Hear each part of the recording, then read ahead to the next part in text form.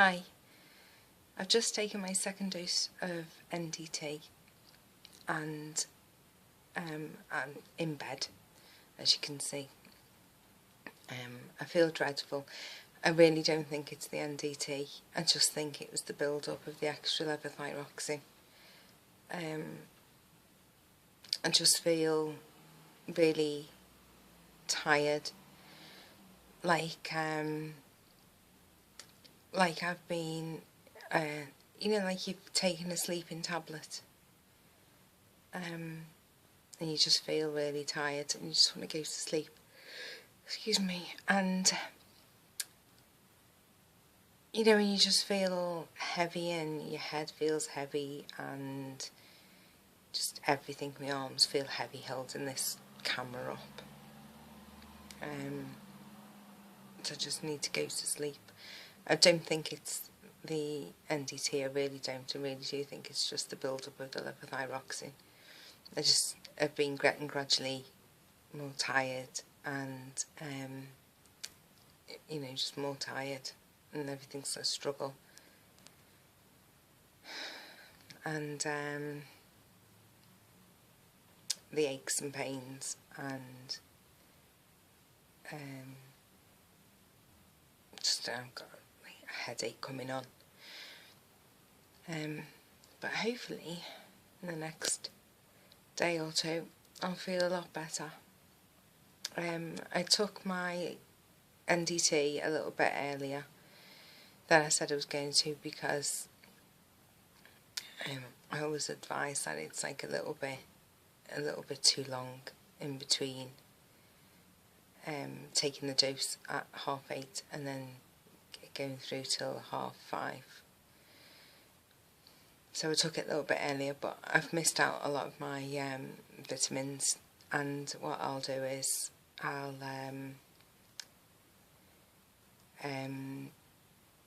when I'm a bit more awake tomorrow, I will look through and try and work out when the best time is to take the vitamins and the iron, around the NDT.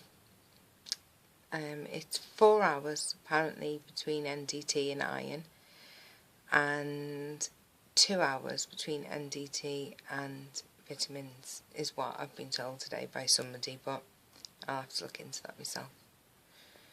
Okay, I'm going to have a bit of a snooze, and I'll speak to you again soon. Bye.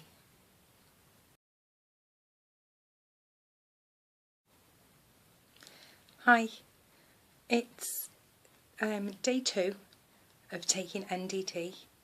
I had a late night last night. For me, I've never been a night owl really, and so normally 10:30 is about my limit. But last night I think it was about 12:30, because it was a bit last minute to start taking the NDT. Not the decision to take NDT.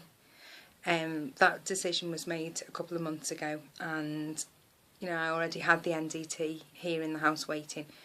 I had hoped to try and get my levels all optimal before I started. I was hoping to start around about September, but as I said, after the up in dosage to 100 micrograms, I think it is, of levothyroxine, I've just been feeling increasingly more dreadful, and the pains the other night, that just tipped me over the edge. And like I've said before, some people do start on the NDT before and work on their levels, so it wasn't what I wanted to do really, because I do like to do things by the letter generally, but I thought, no, I can't stand it anymore. So I took the plunge yesterday, and I don't know. There's a few people who took it, and on their second day, it was as if a light had been switched on. Secretly, I hoped I'd be one of those people. Realistically, turns out I'm not one of those people. But it's day 2, and I've still got the disgusting levothyroxine in my system. which is still making me feel rubbish. I woke up this morning with pains in my back, neck, hips, knees, ankles, feet. So yeah, that went. I haven't taken any painkillers because, to be honest with you, I'm sure you can take painkillers with NDT and it'd be fine. But I just thought, you know what, let's try and keep the extra tablets out of the plan just for a little while my body's getting used to all the supplements as well as the NDT. How do I feel today? I'd say tired. Not as tired as yesterday, but I certainly did have to have a nap today. It was strange because the baby, he loves to sleep. He's a good sleeper. And I mean, he won't fall asleep anywhere. It does have to be in his bed and you have to leave him alone. And he will send you out of his room. He went to bed, he had his nap around about, he sometimes has 2 naps. One around about 10:30 and one about 2:30. And he only had the one today and it was about 11 o'clock. And so, because I'd woken up feeling really tired and not wanting to get out of bed, but obviously you have to when you've got kids. And as soon as he went to bed, I dived in mine like a shot and I slept for about I think he slept for about 2 hours. So I'd say I had a good hour and a half sleep. Did I wake up feeling refreshed? No, not at all.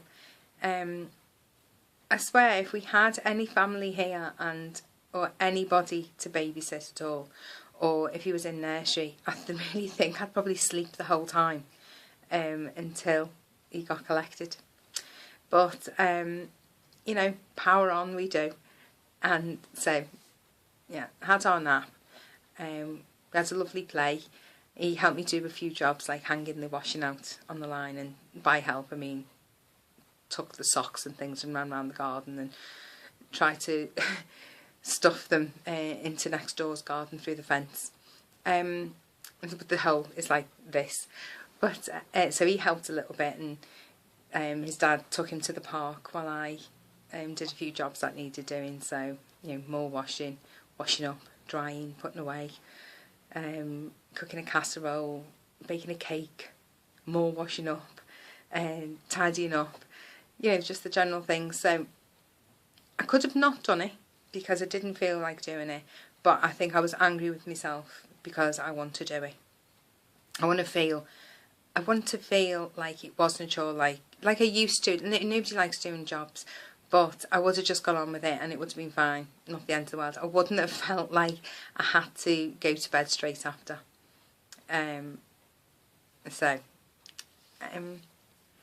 Yeah, so physically really tired. I've got a funny, like, sort of, not a funny feeling. Do you know when you've been awake for a really, really long time and your eyes feel like a bit dry and you're very conscious of your eyes? It sounds weird, I can't really describe it, but I kind of feel like I've been awake a long time and my eyes just feel a bit slightly odd. They don't hurt, they just feel slightly odd. What else? I know one thing, and again it could be the levothyroxine or it could just be the change onto a different medication. I feel a bit ratty, I'll be honest, and I'm having to bite my lip at home because my poor husband hasn't done a thing, and just merely breathing is driving me crazy. And I don't know what it is because it's not you know, the time of the month. I'm not due. So normally I'll get a little bit hormonal with that. So no, I don't understand. I woke up, I feel in quite a bad mood. Not in a massively bad mood, but I just feel tetchy and a bit snappy. I haven't. I'm so proud of myself. I really haven't. I've avoided.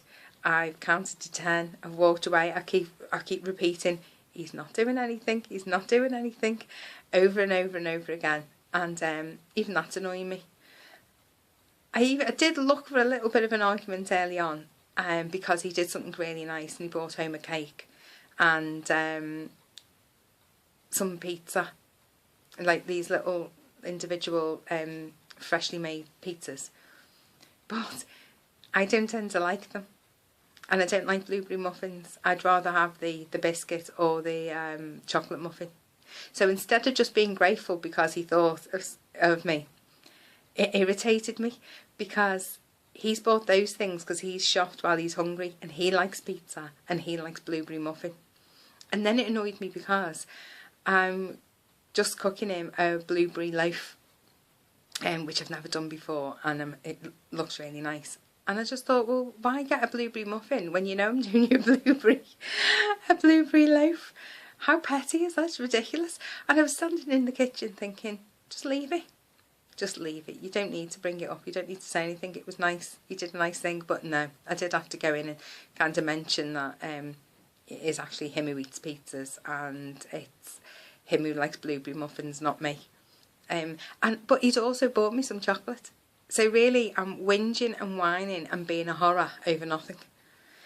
So anyway, I'm just wondering, is it the change onto the NDT? Is it the extra, like instead of just having T4, I'm having T3 and T2 and T1, and maybe my body's just getting adjusting to it, and maybe it is a little bit like, you know, your hormones at that time of the month. I don't know. Watch this space. If I become an absolute raving psychopath, somebody tell me, please. And also, I'm hoping it's not because of the brand, you know, thyroid. You know, maybe, you know, how people are not allergic, but, you know, are intolerant to some brands of things. Hopefully I'm not intolerant to this, and I'm not going to become a complete and utter moo bag to everybody, because I won't take it. You know, like, I'll give it to somebody else and try something different. So I was up quite late last night because I'd got myself in a bit of a panic over when to take all the supplements properly and around the NDT. And even though you'd think it would be easier because you can actually eat with NDT, I don't know, I lost the plot a bit, because I am a planner and a list maker, and for me to just decide one night that I'm going to just start something, I mean, especially something as serious as taking NDT and my health, that's not me at all. So I did fly into a bit of a panic last night, and so even though I've already done the research, the internet, researched which supplements and vitamins are needed, what time of day to take them, it was as if I didn't believe my own notes. The fact that they were all a bit scribbled and I could hardly read them. So I had to research again just last night, just to make sure I'd got it right. So I've started on 1 grain for now, which can be up to between 10 and 14 days. And each time you go up, it's recommended to go up half a dose. Although I'm a bit like that, I'm not sure if I'll go up a quarter instead, but we'll see when we get there. Or you can, if you're feeling really bad, you can increase after 7 days. You've got to listen to your body, apparently, and see. So I take half a grain at 7 AM. Then at 9 AM, I'm just going to have a look. I've got it written down. Let's see. Okay, so half a grain at 7 AM. They call them grains. I think it was the old way of measurements, and the pharmacies still use it apparently. 9 o'clock I take my B12, my metafolate and my selenium with breakfast. Then at 11 o'clock I take my iron with the vitamin C. The iron needs to be at 4 hours away from the NDT. So, you know, that worked out quite well. Then at 1 o'clock I have lunch and take the multivitamin. Then at 3 o'clock I have my other half of NDT. And at 6:30 I have my D3 and my K2 Mark 7. And that's with dinner. It's supposed to be, the D3 is supposed to be with the fattiest meal of the day. And then at 7:30 I have my magnesium. Although the magnesium and the selenium, they were the flies in the ointment. And that they what threw me and thought I'd done it all wrong and hadn't, you know, researched enough. And but again, they were the fly in the ointment again, because there's so much conflicting information out there, as you'll find yourself, on everything. And everything, there's just, if one person says one thing, somebody else will have a different view. That's why I say, don't just listen to anything that I'm saying, especially, you know, as I'm not thinking completely straight anyway. That wouldn't be a great idea to do. So always double check, always check for yourself. I'm so sorry I'm making these funny frog noises again. I have told you about them. I don't know what causes it. No idea, it's weird. So yeah, it was the selenium and the magnesium again, and especially, particularly the magnesium, because quite a few web pages said to take the magnesium with vitamin D because it helps it. Now the vitamin D is a fat-soluble vitamin, so needs to be taken with, you know, a meal with dietary fats. Some things say the fattiest meal of the day, so that's why I changed from taking it earlier on in the day with my lunch to dinner time instead. Also because the magnesium, they say take not too close to bedtime, but take it in the evening because it can help relax you and aid sleep. So I was going to take it with the D3, but then other advice was don't take it with food because it's not going to be absorbed.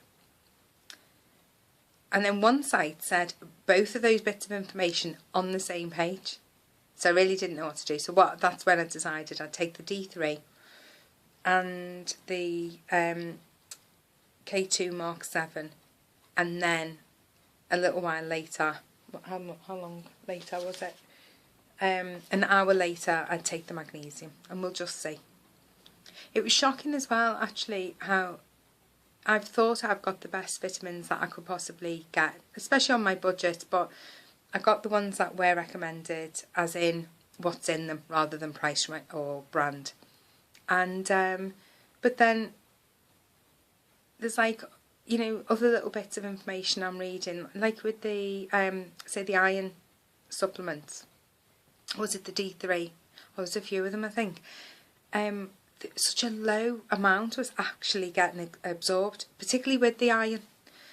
So I have found a couple of brands that people really, you know, recommend highly, that what do? That they're coated in a special stuff, so they manage to pass through the stomach and then actually start releasing when they get to your intestines instead.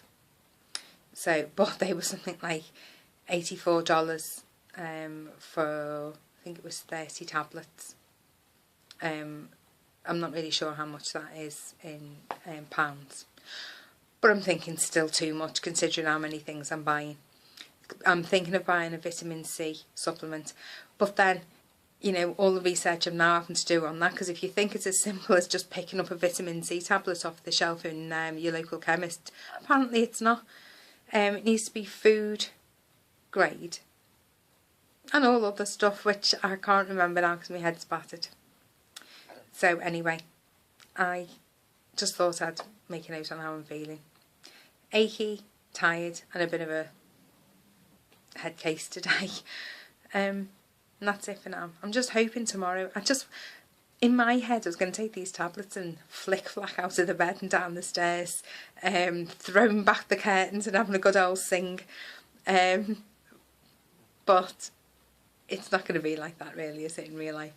I'm just hoping. It's like, for some people it can take days, some people weeks, some people months. And I did read about one lady, a post from one lady, and I think it took her about a year.